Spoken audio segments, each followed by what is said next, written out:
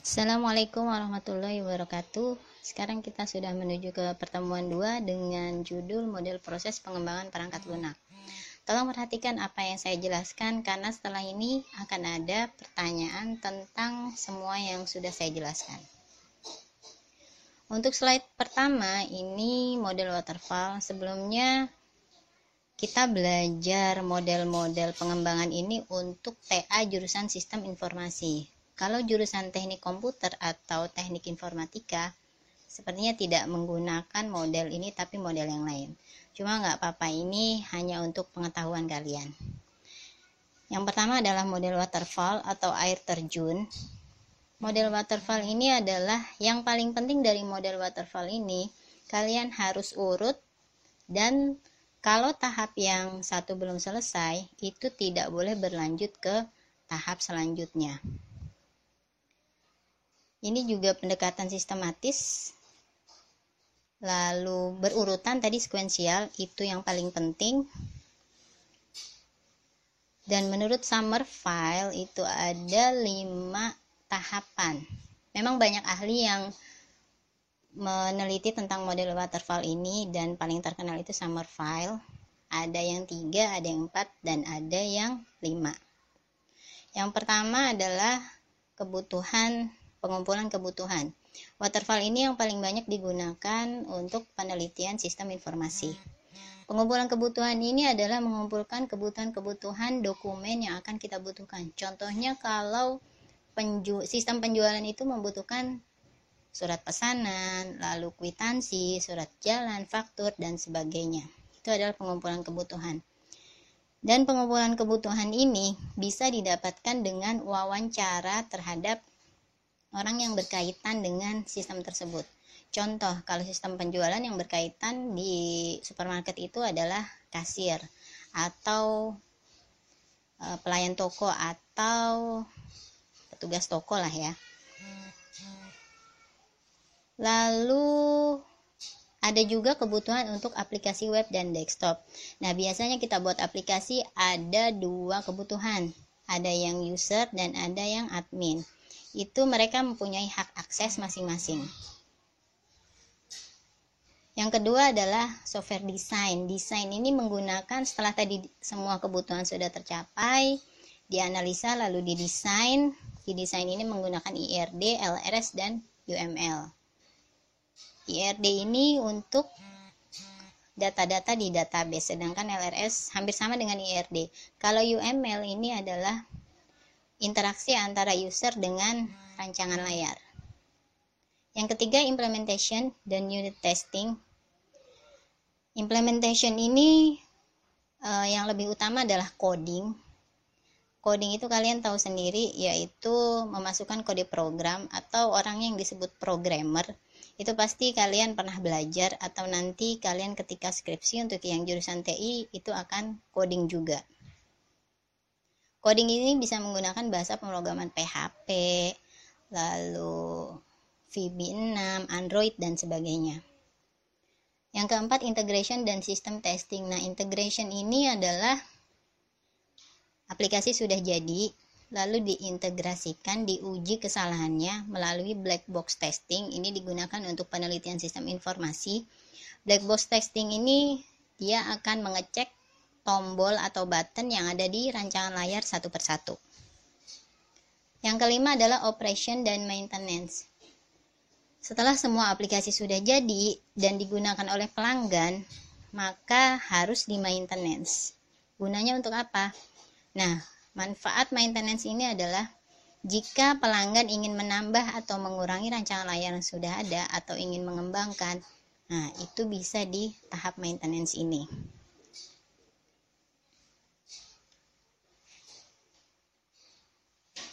Yang selanjutnya, kelebihan model waterfall. Seperti tadi yang pertama saya bilang, kelebihannya urut dan bertahap. Jadi dia tidak acak-acakan.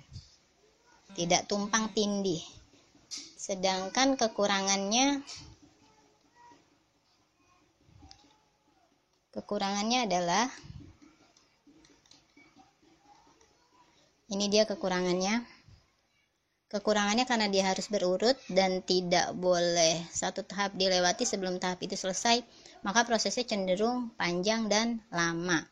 Sehingga kesalahan kecil dapat menimbulkan dampak yang besar dan tidak akan selesai-selesai. Karena lama, maka biaya pun cukup mahal, cukup banyak yang digunakan.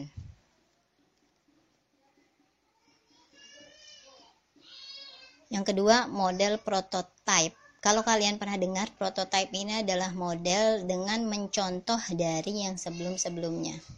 Nah, prototype ini adalah dia yang utama itu mengubah fitur atau fungsi-fungsi dalam aplikasi tersebut.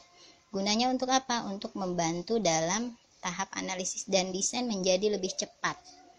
Tapi dia tidak mementingkan dari kebutuhan sistem. Yang penting intinya adalah interface-nya, fiturnya, fungsinya. Kekurangannya ini, salah.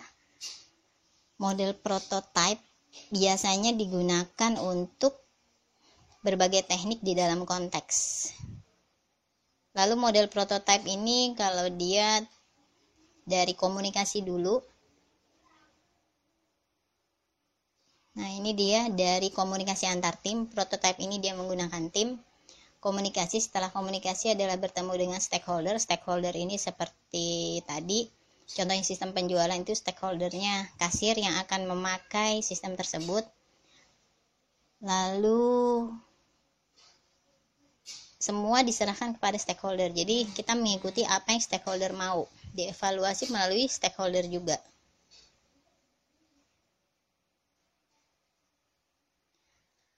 Tujuannya, nah yang paling penting tadi yang pertama saya bilang kalau prototype ini adalah mengembangkan fitur, fungsi atau interface-nya. Jadi intinya adalah tujuan adalah antarmuka atau interface yang dapat diterima oleh stakeholder. Lalu kelebihannya juga fitur-fitur dapat kita gunakan secara luas atau secara full lah ya.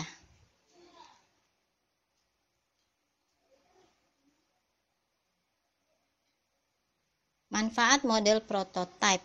Yang pertama tadi selalu melibatkan stakeholder, jadi menghindari kesalahpahaman antara pengembang dan stakeholder dan pengguna juga.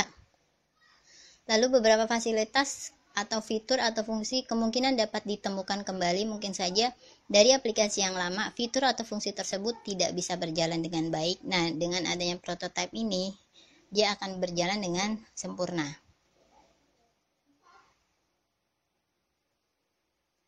Masalahnya pada model prototype, masalah adalah hanya mementingkan pada interface saja.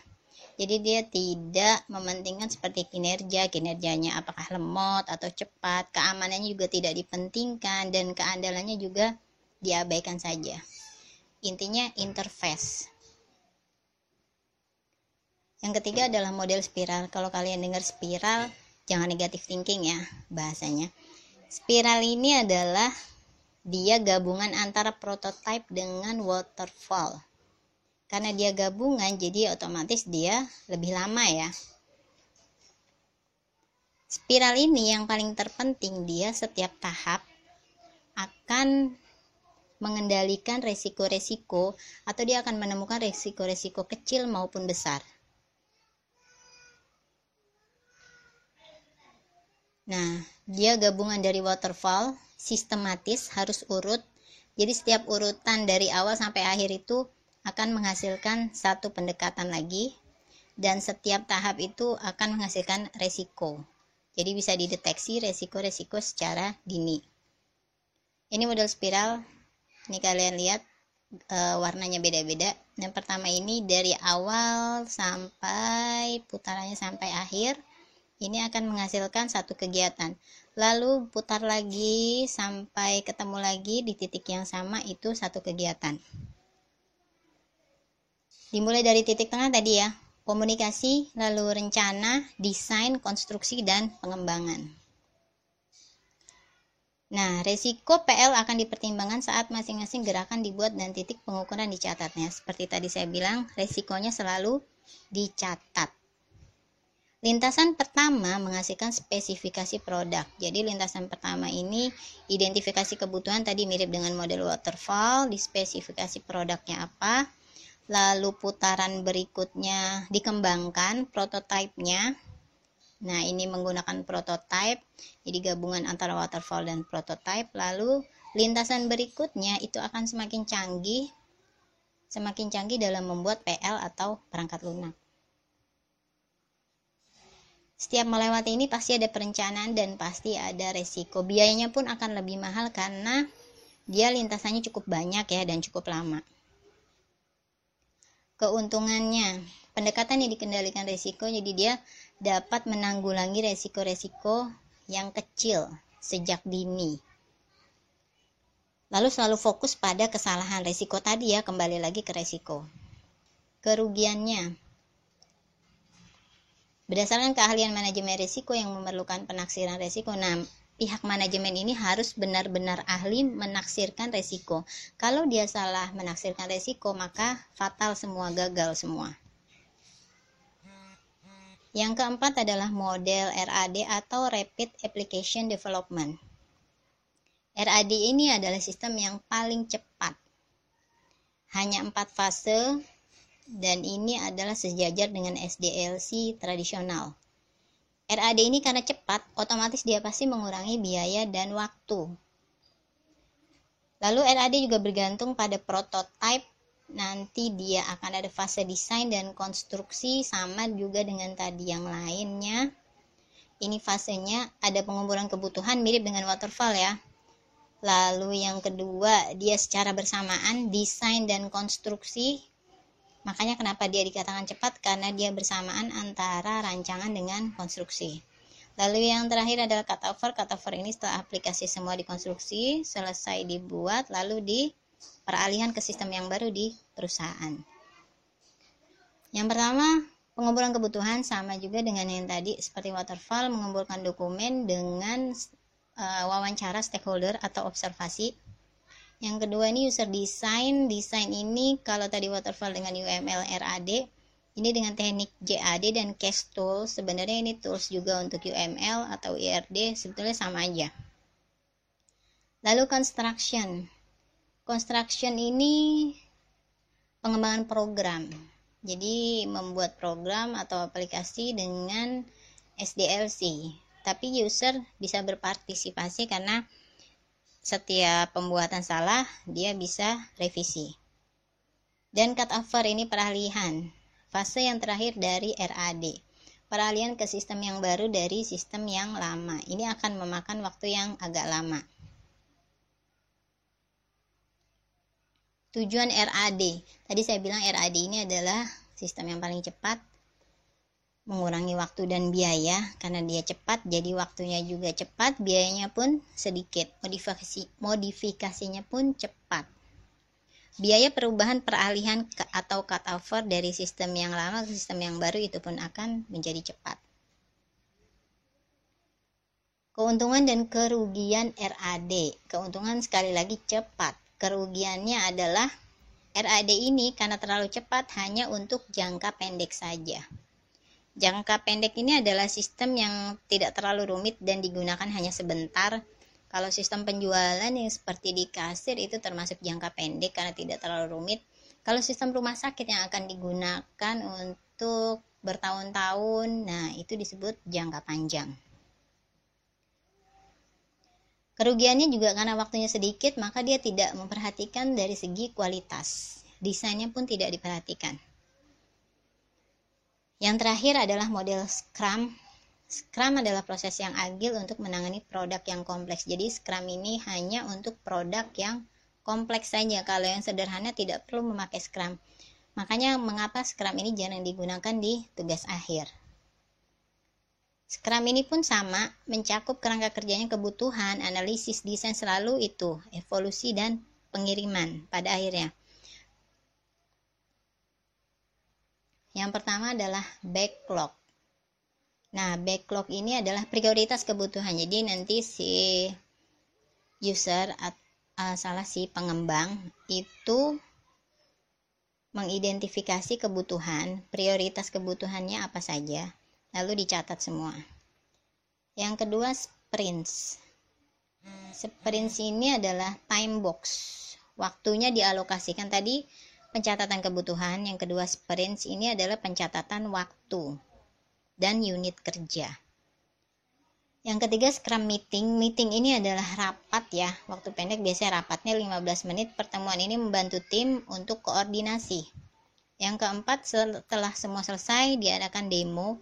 Demo ini perangkat lunak didemokan kepada stakeholder atau user atau pelanggan, dan nanti pelanggan akan merevisi fungsi-fungsi yang tidak sesuai dengan yang mereka inginkan. Ini adalah model Scrum. Lalu ada 30 hari, ada 24 jam itu meetingnya. Semua tim harus punya gagasan awal. Pastinya Scrum ini semua pasti harus ada ide awal ya. Seperti kalian TA, pasti harus ada penemuan masalah atau idenya apa. Lalu ada juga yang disebut Scrum Master. Fasilitator yang mengatur pertemuan harian. Scrum Master ini bentuknya seperti manajer, karena dia mengatur semuanya termasuk keputusan. Dan juga setiap rapat seluruh tim wajib menghadiri. Dan setiap rapat itu kalian tahu pastinya berbagi informasi, lalu apa yang salah dan apa yang harus dibetulkan, itu semua berpartisipasi. Keuntungan model Scrum. Keuntungannya ini karena menjadi beberapa subproduk. Tadi produknya kompleks jadi dibagi-bagi menjadi sub-sub. Makanya dapat dikelola dan dimengerti. Itu keuntungannya yang paling penting. Lalu pengirimannya pun tepat waktu, karena memang tadi ada waktunya ya, sudah ditentukan berapa waktunya, dan kepercayaan ini adalah menjadi hal yang utama.